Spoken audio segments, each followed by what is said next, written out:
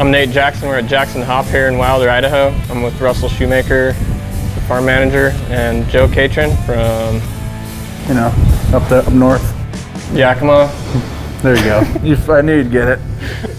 We added some kilns this year, 100 horsepower, 100,000 CFM, 10 million BTU burners. Our goal is to get the hops on the kiln and off as quick as we can. This is a very unique part of the operations here at Jackson Farm, how they take their hops from the kiln into the conditioning room. So we have a series of moving floors in here that we dump the hops from the drying room on, and they're cooled for around 36 hours. And then we hook them up to the unloader, and it loads straight into the baler from there. We aren't utilizing any skid steers or forklifts or anything like that. That had quite a bit of a learning curve to it. You get one chance to perfect the drying, and you have to do it right the first time. So let's go ahead and go check out their brand new picker. You know what's kind of fun? Pickleball. You can put a pickleball court out here. Several. So Nate, all your old pickers over there, you still have those in place, but this is the new construction for this season.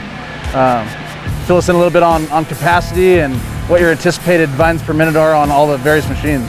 To the west there, the original 1958 Donhauer, we've souped that up, added a bunch more air. It's running about 40 vines per minute. Then we added a hybrid Fuß from Germany with Donhauer cleaners on it, and that thing kicks out somewhere around 28 vines a minute. That machine tends to strip a little more off the plant than the Donhauer, where Donhauer kind of gets that vine dancing and really does a good job of picking those hops off. This year, this is Nate Jackson and Kyle from Donhauer Design. It's kind of a souped up triple bank Donhauer with about double the fans they've ever put in a machine. And we did some other various things with the conveyors, leaving them wider. Kind of really worked on it together, and I'm really excited to see how many vines a minute we can get through there, but I would imagine it's going to be well over 40.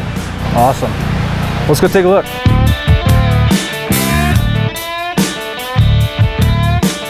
It's impressive to see you guys investing this much money, putting this back into your farms and into the new infrastructure and hiring new people. And that's always been our main thrust with the Footprints program, is elevating our game, right? So growing the best possible hops we can. And you've always been a major proponent of that as well, and completely focused on quality. Can you comment a little bit on what it means for us as an overall supply chain to have farmers like you that are investing in this, raising the boat for everyone, and just really committed to quality for our brewing customers?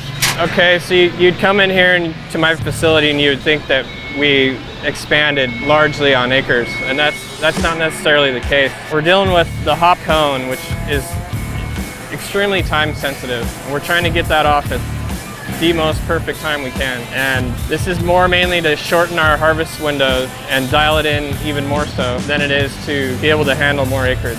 Hey Joe, you want to go take a look out in the field? Yeah, let's go check on the crop. Nate, if you don't mind just giving us a little background on kind of how you got involved in hops and when your farm started. Jackson Hop, we started in March of 2008.